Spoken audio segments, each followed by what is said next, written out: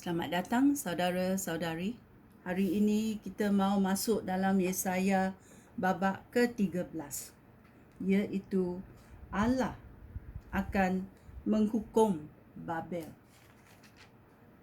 Allah akan menghukum dosa. Allah akan menghukum sesiapa yang melanggar peraturannya. Masa itu akan tiba dalam sekelip mata. Ya, kita mesti bersedia.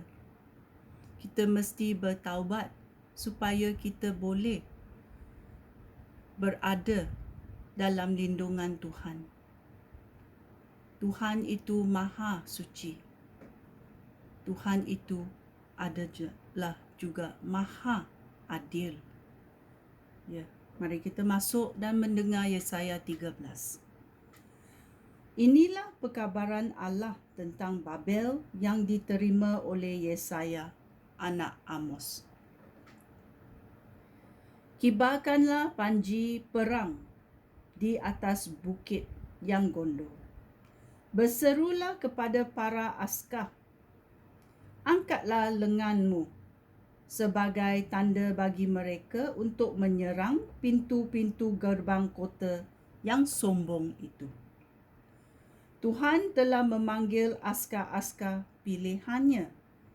Mereka perkasa, percaya diri dan dibanggakannya. Dia menugaskan mereka untuk menghukum orang yang kena kermukaannya. Dengarlah keriuhan di atas gunung, seperti banyak orang yang berkumpul. Dengarlah kegemparan bangsa-bangsa dan kerajaan-kerajaan yang sedang berhimpun. Tuhan yang Maha Kuasa sedang mengatur pasukan perang. Mereka datang dari negeri-negeri jauh di hujung bumi kerana kermukaan Allah. Tuhan akan datang untuk memusnahkan seluruh bumi. Merataplah kerana hari Tuhan sudah dekat. Masa Tuhan yang Maha Kuasa mendatangkan kebinasaan.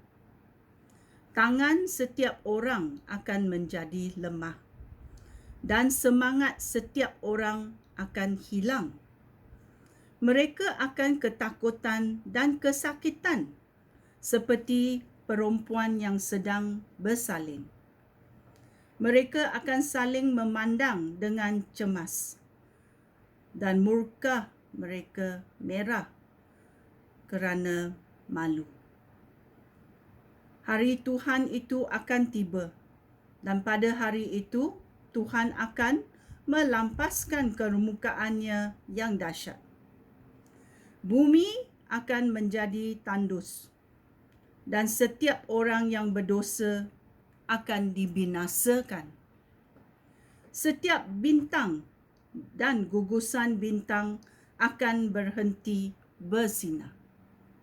Matahari akan menjadi gelap pada waktu fajar dan bulan tidak akan bersinar. Tuhan berfirman, Aku akan menghukum dunia kerana kejahatannya dan semua orang kerana dosa mereka. Aku akan merendahkan setiap orang yang sombong dan menghukum setiap orang yang tinggi hati serta kejam.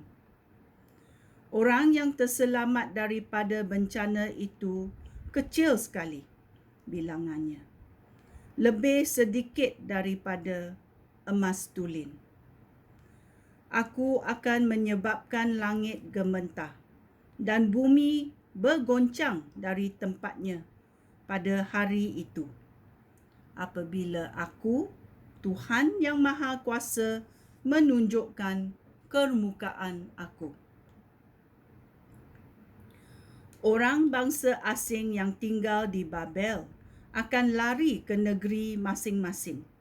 Mereka tercerai-cerai seperti rusa yang melarikan diri daripada pemburu, atau seperti kawanan domba yang tidak mempunyai gembala. Sesiapa yang tertangkap akan ditikam sampai mati. Mereka akan menyaksikan bayi mereka dipukul sampai mati.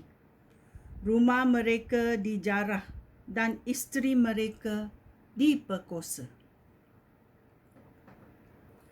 Tuhan berfirman, Aku akan menggerakkan orang Madai supaya menyerang Babel. Mereka tidak mempedulikan perak dan tidak tergoda oleh emas. Dengan busur dan panah, mereka akan membunuh orang muda. Mereka tidak menunjukkan belas kasihan kepada bayi ataupun kanak-kanak. Antara semua kerajaan, Babilonia adalah yang paling indah dan menjadi kebanggaan rakyatnya. Tetapi aku Tuhan, akan memusnahkan kota Babel sebagaimana aku memusnahkan Sodom dan Gomora. Tiada sesiapa akan tinggal di situ lagi. Tiada penggembara Arab akan memasang kemahnya di situ. Dan tiada gembala akan membawa domba untuk merumput di situ. Tempat itu akan didiami binatang liar dan burung hantu. Burung unta akan tinggal di situ, dan kambing hutan akan berkeliaran di seluruh runtuhan itu.